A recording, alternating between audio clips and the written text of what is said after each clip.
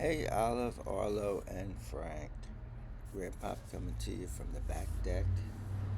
And today we're going to read Tales from Grimm, special limited edition, a classic collection of favorite tales from Grimm. And the tale that we're going to read is The Frog Prince. A long time ago, there lived a king who had 3 beautiful daughters. The youngest of the 3 was so beautiful that the sun itself, who had seen so much in this world, was amazed at her beauty. Near the king's castle was a great forest, and it was here that the youngest daughter liked to play. Often the princess would go and sit by an old well under a large lime tree and play with her favorite toy, a golden ball. She loved to throw the ball into the air and catch it. One day, when the princess was playing happily with her ball, she accidentally dropped it into the well. The princess peered into the well to see if she could get the ball back, but it had disappeared beneath the water. She began to cry bitterly, for she knew that her favorite toy was lost. So we're not done the page, but here's the princess. Hopefully you can see it. Hanging out by the well with the ball.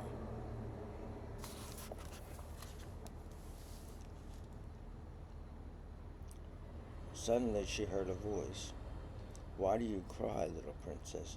Your sobbing is so sad that soon the whole forest will become sad if you do not stop." The princess looked around to see who had spoken. There, sitting on the edge of the well, was an ugly, slimy, green frog. Ew. What would you do if a frog talked to you? "I am weeping because my ball has fallen into the well," she said. "Don't cry," said the frog. "I can help you. But tell me, your highness, what will you give me if I bring your ball back to you?" "Anything your heart desires," she said. "My beautiful jewels or my fine clothes, why, even this little gold crown I am wearing." "I do not want jewels or clothes," said the frog, "but if you will love me as your friend and let me stay with you as a companion, if you will let me play with you and sit with you at the table and eat from your plate and sleep with you in your bed, if you will promise me all of this, I will bring you back your golden ball." "Yes, yes," said the little princess happily. "All this I will promise." But the princess thought to herself, "What a silly frog. He plays in the well with other frogs and toads. He is not fit to be the companion of a princess."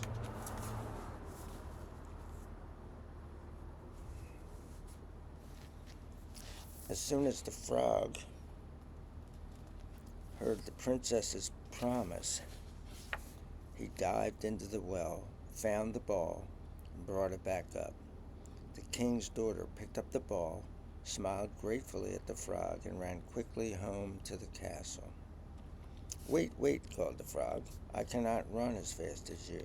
Take me with you." But the frog's calling and croaking was of no use. The princess was not listening. And as soon as she was home again, she forgot about her promise. I wonder if the frog forgot about the promise. The next day, while the princess was eating dinner with the king, they heard a noise on the marble staircase, a strange, slippery, slap, slap noise. This was soon followed by a loud knock on the door. Then a voice said, "Little princess, please open this big door for me." And here is Froggy at the door.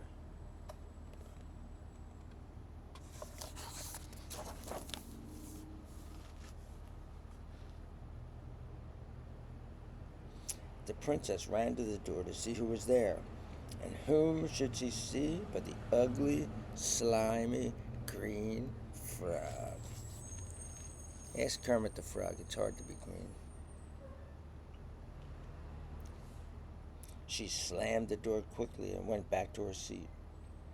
The king could tell that his daughter was frightened. "My dear," he said, "who is at the door that has scared you so? Perhaps a terrible giant or a goblin whom you fear will take you away?" "No," said the child, "much worse than a giant or a goblin, an ugly, slimy frog." "And what did he want?" asked the king. "Oh, father," she cried, "yesterday when I was playing in the forest, my golden ball dropped into the well because this frog brought it back to me. I promised that he could be my companion and friend, but I never thought he would leave the forest. I do not want this frog as my friend." "You have made a promise," said the king, "and you must keep it." So the princess opened the door, and the frog hopped behind her back to the table where she was still eating her dinner. Then the frog asked the princess to pick him up and put him on the table so he could eat dinner with her. The princess did not want to do this, but the king looked sternly at his daughter and reminded her of her promise. So she obeyed her father and lifted the frog onto the table. Yeah, I don't know what grandmother would do if I put a frog on the table while we were eating dinner. I don't think, I think she would say, "Not today, Satan." The princess offered the frog some soup, so he hopped right into her bowl and ate it all up. Yeah, yeah, grandmother would be pretty upset about now. The princess did not like this at all. She was not happy sharing her food with a frog, but the frog loved what he ate and was very happy with the princess. After dinner, the frog said, "Now I am tired. Please carry me to your room so we may go to sleep." The princess started to cry. She did not want to share her soft, warm bed with the ugly, slimy, green frog. The king became angry with his daughter. "It is not right that you neglect a friend who has helped you in your need," he said. "Now you must repay his kindness." Reluctantly, the princess lifted up the frog and carried him to her room. But since her father wasn't there to see, she left him in a dark corner. The frog was cold there and said, first off, frogs are cold-blooded, so they don't get cold. But that's just, they don't talk either, so there's that. "I want to sleep as you do. Put me in your bed." The princess was now tired and angry. She picked up the frog, but instead of putting him in her bed, she threw him with all her might against the wall. "Now be quiet," she cried furiously. As the frog touched the wall, he instantly changed into the most handsome prince the princess had ever seen. "Thank you," the prince said.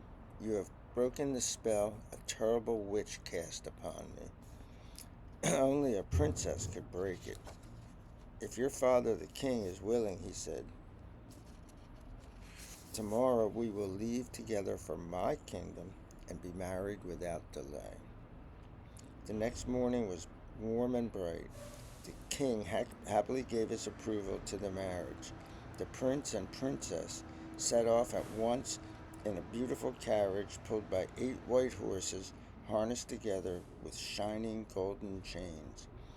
As they rode away together, bells rang throughout the land, and the prince and princess lived happily ever after. Here they are, gone off into the sunset as we deal with the sunrise.